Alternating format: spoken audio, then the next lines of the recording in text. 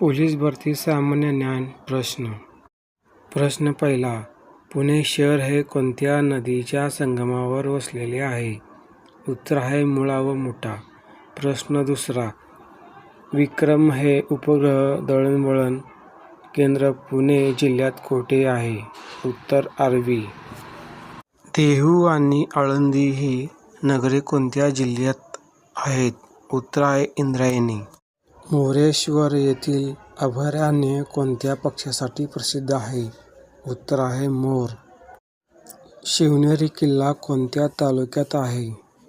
उत्तर आहे जुन्नर.